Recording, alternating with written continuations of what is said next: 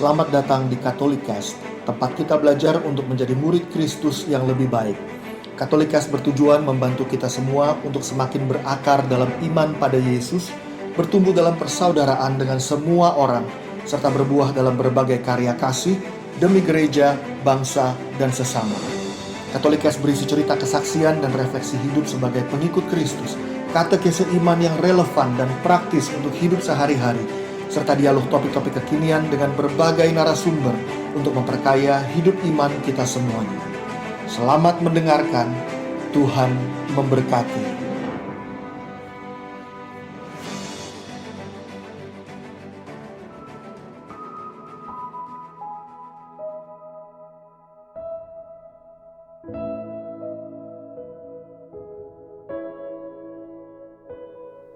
Halo semuanya.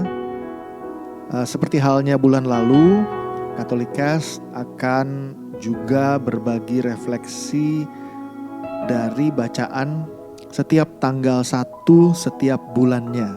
Jadi di samping refleksi dari bacaan hari Minggu, kita juga akan bersama-sama menelusuri bacaan dari bacaan liturgi setiap tanggal 1 setiap bulan.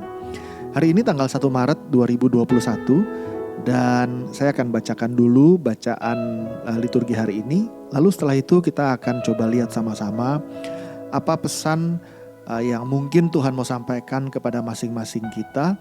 Dan pesan itu adalah kabar gembira yang pasti akan membawa kita semakin bersukacita di dalam Tuhan. Nah, saya akan bacakan dulu bacaan-bacaannya. Bacaan pertama diambil dari kitab Daniel bab 9 ayat 4b sampai 10. Maka aku memohon kepada Tuhan Allahku dan mengaku dosaku demikian. Ah Tuhan Allah yang maha besar dan dahsyat, yang memegang perjanjian dan kasih setia terhadap mereka yang mengasihi Engkau serta berpegang pada perintah-Mu. Kami telah berbuat dosa dan salah. Kami telah berlaku fasik dan telah memberontak. Kami telah menyimpang dari perintah dan peraturan-Mu. Dan kami tidak taat kepada hamba-hamba-Mu, para nabi yang telah berbicara atas nama-Mu kepada raja-raja kami, kepada pemimpin-pemimpin kami, kepada bapa-bapa kami, dan kepada segenap rakyat negeri. Ya Tuhan, Engkaulah yang benar, tetapi patutlah kami malu seperti pada hari ini. Kami orang-orang Yehuda, penduduk kota Yerusalem, dan segenap orang Israel, mereka yang dekat dan mereka yang jauh, di segala negeri kemana Engkau telah membuang mereka oleh karena mereka berlaku murtad terhadap Engkau. Ya Tuhan, kami, raja-raja kami, pemimpin-pemimpin kami, dan bapa-bapa kami patutlah malu, sebab kami telah berbuat dosa terhadap Engkau. Pada Tuhan Allah kami ada kesayangan dan keampunan, walaupun kami telah memberontak terhadap Dia dan tidak mendengarkan suara Tuhan Allah kami yang menyuruh kami hidup menurut hukum yang telah diberikannya kepada kami dengan perantaraan para nabi hamba-hambanya. Bacaan kedua diambil dari Injil Lukas bab 6 ayat 36 hingga 38. Hendaklah kamu murah hati sama seperti Bapamu adalah murah hati. Janganlah kamu menghakimi, maka kamu pun tidak akan dihakimi. Dan janganlah kamu menghukum, maka kamu pun tidak akan dihukum. Ampunilah, dan kamu akan diampuni. Berilah, dan kamu akan diberi. Suatu takaran yang baik, yang dipadatkan, yang digoncang, dan yang tumpah keluar, akan dicurahkan ke dalam ribaanmu, sebab ukuran yang kamu pakai untuk mengukur akan diukurkan kepadamu. Sahabat-sahabat semuanya, bacaan hari ini bicara tentang kerahiman Allah, kemurahan hati Tuhan atas kita semuanya. Tapi Injil memberikan perhatian yang kuat akan bagaimana sikap kita juga terhadap sesama kita. Coba bayangkan situasi seperti ini. Misalnya kita punya seorang teman atau kenalan entah di tempat studi, kuliah, atau di kantor, di tempat pekerjaan, yang mungkin waktu kita pernah kerja sama dengan dia, kita merasa bahwa dia cara kerjanya kurang baik, atau bahkan mungkin kita bilang dia nggak bisa kerja. Lalu kita bilang, saya nggak mau lagi kerja sama dia karena dia tidak bisa kerja. Pertanyaannya, apakah kita pernah menghakimi orang lain seperti itu? Atau bisa juga ada orang-orang mungkin yang bicara begini, biar saja dia dibenci sama orang-orang, biar dia tahu rasa, aku juga males ngomong sama dia.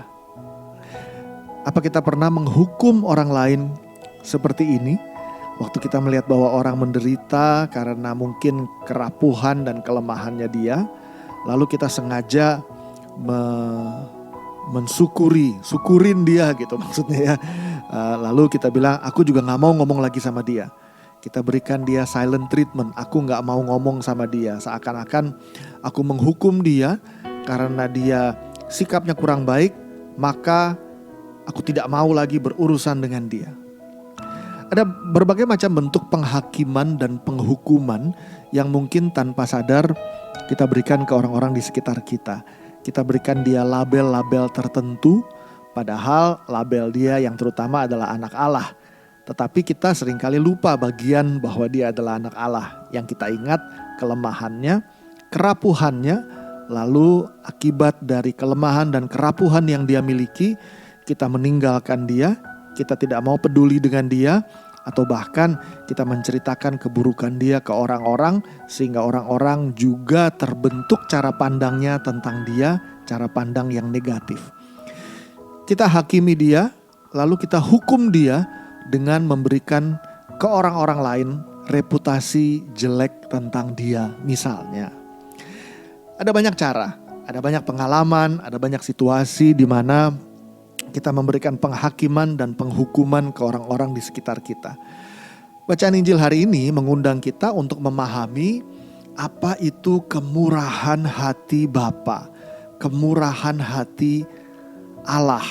Yesus bilang, hendaklah kamu murah hati. Be merciful kalau bahasa Inggrisnya. Just as your Father is merciful. Sama seperti Bapamu adalah murah hati. Maksudnya murah hati itu generous gitu ya, terbuka, hati yang besar, hati yang bisa menampung, merangkul bahkan berbagai kelemahan dan kerapuhan kita semuanya. Lalu Yesus bilang begini, janganlah kamu menghakimi, maka kamu pun tidak akan dihakimi. Dan janganlah kamu menghukum, maka kamu pun tidak akan dihukum. Artinya, kalau kita menghakimi orang lain, kita juga akan dihakimi oleh Tuhan. Kalau kita menghukum orang lain, kita juga akan dihukum oleh Tuhan. Tetapi Yesus bilang, ampunilah dan kamu akan diampunin. Kalau kita mengalami peristiwa atau situasi yang kurang nyaman, kurang mengenakan, atau bahkan sangat negatif karena kekurangan orang lain, tanpa sadar kita sering menghakimi dia atau bahkan menghukum dia. Menghukum itu gak harus seperti di pengadilan ya, dia masuk ke dalam penjara misalnya atau ditangkap oleh aparat. Tetapi menghukum bisa juga dengan cara kita menjatuhkan sesuatu yang negatif atas dia, membalas karena dia telah melakukan apa yang negatif pada kita, berupa ungkapan pembalasan dendam. Misalnya karena dia melakukan hal yang negatif kepadaku, maka aku ceritakan kenegatifan dia itu kepada seluruh dunia, bahkan mungkin posting di sosial media, sehingga orang tahu bahwa dia ini jahat atau tidak baik. Dengan kata lain, kita memberikan hukuman kepada dia. Dan Tuhan Yesus bilang, kalau kamu menghukum, kamu pun akan dihukum. Kalau kamu menghakimi, kamu pun akan dihakimi. Bicara hakim ini maksudnya menghakimi orang ya, bukan menghakimi atau menilai perbuatan. Karena seringkali orang salah memberikan arti terhadap judge. Ini kan seringkali dalam bahasa Inggris ada ungkapan who am I to judge, seperti yang diungkapkan oleh Paus Fransiskus, siapakah aku ini menghakimi orang lain. Kita tidak pernah boleh menghakimi orang lain, tetapi kita perlu menilai perbuatan, apakah perbuatan itu baik atau perbuatan itu buruk. Karena kalau kita gak bisa menilai perbuatan, bagaimana kita bisa membuat pilihan di dalam hidup ini. Jadi yang dimaksud dengan menghakimi adalah memberikan cap penghakiman tertentu kepada pribadi orang, bukan penilaian terhadap perbuatannya. Ini dua hal yang berbeda. Nah, kita seringkali menghakimi dan menghukum. Dan Yesus bilang, kalau kamu menghakimi, kamu pun akan dihakimi. Kalau kamu menghukum, kamu pun akan dihukum. Tetapi lawannya, kalau kamu mengampuni, kamu juga akan diampuni. Karena tadi ayat 6 ayat 38 mengatakan, berilah dan kamu akan diberi. Artinya apapun yang kita berikan kepada orang lain, kita akan diberikan itu juga. Suatu takaran yang baik, yang dipadatkan, yang digoncang, dan yang tumpah keluar akan dicurahkan ke dalam ribaanmu. Artinya persis ukuran takaran yang pas seperti yang kita terapkan ke orang lain, ukuran itu, parameter itu, standar itu akan digunakan untuk menghakimi dan menghukum kita juga. Maka dengan kata lain, perlakuan kita kepada orang lain itu adalah seperti kita memberikan contoh kepada Tuhan. Tuhan, seperti ini loh aku ingin engkau memperlakukan aku, yaitu seperti aku memperlakukan orang lain. Kalau aku menghakimi, maka hakimilah aku Tuhan. Kalau aku menghukum, maka hukumlah aku Tuhan. Jadi kita lihat bahwa kemurahan Tuhan itu berlaku bagi orang-orang yang juga membagikan kemurahan kepada orang lain. Santo Filipus Neri pernah mengatakan seperti ini. Saya akan bacakan dalam bahasa Inggris, lalu nanti saya akan coba terjemahkan ke dalam bahasa Indonesia ya. Bahasa Inggrisnya begini.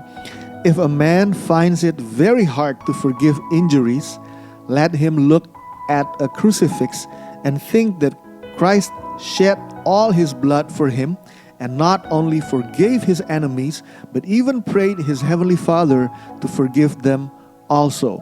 Artinya, kalau seseorang itu mengalami kesulitan untuk mengampuni kesalahan orang lain, maka biarlah dia memandang kepada salib dan berpikir, mengingat bagaimana Kristus itu sudah mencurahkan darahnya bagi dirinya. Dan bukan hanya mengampuni musuh-musuhnya, tapi bahkan berdoa kepada Bapanya di surga untuk mengampuni musuh-musuhnya juga. Jadi dengan kata lain, si Santo Filipus Neri itu mengundang kita untuk berefleksi. Kalau kita lihat ada orang lain pernah bikin salah, coba deh kita ngelihat, pandang salib.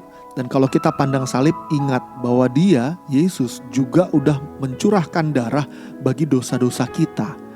Dengan kata lain, Santo Filipus mau mengingatkan, yang salah itu bukan hanya orang lain, aku juga salah. Yang punya kelemahan itu bukan cuma orang lain, aku juga punya kelemahan. Yang punya kerapuhan bukan cuma orang lain, aku juga punya kerapuhan.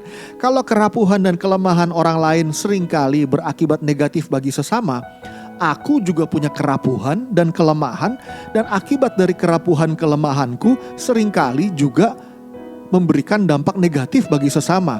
Dengan kata lain, dia dan aku tidak ada bedanya, karena kita sebetulnya sama-sama orang berdosa, dan Kristus yang paling benar, yang paling berhak untuk menghakimi dan menghukum kita pun, dia tidak melakukan itu. Tapi yang dia lakukan, dia justru mati di kayu salib demi kerapuhan, kelemahan, dan dosa-dosaku. Dan bukan hanya dia mati, bahkan dia berdoa bagi musuh-musuhnya agar musuh-musuhnya juga diampuni. Lalu Santo Filipus melanjutkan, dia bilang begini, let him remember that when he says the Our Father every day, instead of asking pardon for his sins, he is calling down vengeance upon himself. Dia bilang, dan biarlah dia juga mengingat bahwa waktu dia sedang berdoa Bapa kami setiap hari, itu bukannya dia akhirnya minta maaf atas dosa-dosanya atau mendapatkan pengampunan atas dosa-dosanya, tapi dia justru mendatangkan penghukuman atas dirinya. Kenapa begitu? Karena di dalam doa Bapa kami, kita berdoa seperti ini, ampunilah kesalahan kami seperti kami pun mengampuni yang bersalah kepada kami. Jadi dengan kata lain kita bilang kepada Bapa, Bapa, tolong ampuni dosa-dosaku sebagaimana aku mengampuni orang lain. Atau kalau kita balik kalimatnya bisa juga begini, Bapa, janganlah mengampuni dosa-dosaku sebagaimana aku juga tidak mengampuni dosa orang lain. Maka kalau kita berdoa Bapa kami setiap hari, lalu pada saat yang bersamaan kita menghakimi dan menghukum orang lain, maka setiap kali kita berdoa Bapa kami, kita bukannya mendatangkan pengampunan bagi diri kita, tetapi justru doa Bapa kami itu menjadi sarana bagi kita untuk mengatakan kepada Tuhan, maka Tuhan, sebagaimana aku tidak mengampuni orang lain, maka Bapa janganlah mengampuniku. Sebagaimana aku menghakimi dan menghukum orang lain, maka Bapa kami yang ada di sorga, hakimilah dan hukumlah aku juga. Maka teman-teman semua, kita lihat bagaimana kerahiman Tuhan itu terbuka bagi semua orang. Allah itu mau mengampuni. Buktinya Yesus mati di kayu salib bagi kita. Tetapi Yesus juga mau bahwa kematiannya dia di kayu salib itu bukan hanya memberikan kita seakan-akan tiket atau memberikan kita keleluasaan untuk berdosa semakin banyak karena dia sudah mati bagi dosa-dosa kita. Bukan. Tetapi justru kematian Yesus di kayu salib itu memperlihatkan kepada kita bahwa sebagaimana aku murah hati kepada kamu, kamu itu bukan orang lain yang melukai hati kita ya. Kamu itu kita nih, aku dan teman-teman semua yang saat ini sedang mendengarkan. Sebagaimana Yesus itu sudah mati bagi kita karena kerapuhan, kelemahan, kedosaan kita. Artinya sebagaimana dia tetap mencintai kita walaupun kita rapuh, lemah dan berdosa, demikian pula kita perlu tetap mencintai orang lain betapapun orang itu telah lemah, rapuh dan bahkan berdosa yang berdampak negatif pada kita. Melukai kita misalnya, merugikan kita misalnya. Karena kehendak Bapa, kerinduan hati Bapa adalah seluruh anak-anaknya, kita semua saling bermurah hati terhadap satu sama lain. Karena hanya dengan bermurah hati terhadap satu sama lainlah dunia ini bisa menjadi lebih baik dan hidup kita akan berdamai satu dengan yang lain. Bayangkan kalau semua orang mau membalas, mata ganti mata. Katanya ada pepatah yang mengatakan bahwa kalau kita semua hidup dengan aturan mata ganti mata, maka seluruh dunia akan menjadi buta. Karena kita semua pasti pernah melukai orang lain. Kita semua pasti karena kelemahan dan kerapuhan kita pernah melukai hati Tuhan dan melukai hati sesama kita. Nah kalau sesama kita juga membalas kepada kita, lalu kita balas lagi, akhirnya seluruh dunia ini menjadi bencana. Tetapi kalau kita mau membuat dunia ini menjadi baik, menjadi penuh dengan kasih, persaudaraan, persahabatan, maka kita semua harus belajar menjadi murah hati, merciful towards one another. Menjadi sungguh-sungguh murah hati, menjadi sungguh-sungguh mengasihi sesama walaupun dia tidak layak dikasihi. Sebagaimana aku juga dikasihi Tuhan walaupun aku tidak layak dikasihi karena dosa-dosaku. Maka pada masa Prapaskah ini, sikap yang perlu kita bangun itu seperti apa? Sikap yang perlu kita bangun adalah sikap yang diungkapkan lewat pesan bacaan pertama tadi dari kitab Daniel. Aku mohon kepada Tuhan Allahku dan mengaku dosa-dosaku. Kitab Daniel mengatakan, pada Tuhan Allah kami ada kesayangan, ada keampunan walaupun kami telah memberontak terhadap Dia. Dengan kata lain, kita diundang untuk menyadari kedosaan kita yang begitu rusak, yang begitu hancur. Tapi pada saat yang bersamaan, kedosaan yang begitu berat dan begitu merusak hidupku ini bukan menjadi alasan bagi Tuhan untuk meninggalkan kita, karena Dia adalah Allah yang murah hati. Maka pada Tuhan ada kesayangan, ada keampunan. Pada Tuhan ada berlimpah kemurahan hati. Ada ruang di hati Tuhan. Betapapun kita telah jauh meninggalkan Dia, betapapun kita telah banyak melukai Dia, ada ruang di hati Tuhan tetap untuk mencintai kita. Ada ruang di hati Tuhan tetap untuk mengampuni kita. Sebab Dia murah hati. Sebab Dia penuh kasih sayang kepada kita semua. Maka sebagaimana kita datang kepada Tuhan dan mohon ampun atas segala kedosaan kita, dan Dia dengan kelimpahan kemurahan hatinya tetap mengampuni dan mencintai kita, begitu juga kita tetap mengampuni dan mencintai orang yang telah melukai hidup kita. Maka teman-teman semuanya, esensi dari Prapaskah ini adalah sungguh-sungguh dekat kepada Tuhan, karena begitu percaya pada kemurahan hati dan kasih Allah. Tetapi juga kita ungkapkan lewat bagaimana kita bermurah hati kepada orang-orang di sekitar kita. Dengan demikian, seperti seruan Yesus kepada murid-muridnya dan kepada kita semua, kita sungguh-sungguh belajar menjadi murid-murid yang murah hati, sama seperti Bapa kita di sorga adalah murah hati.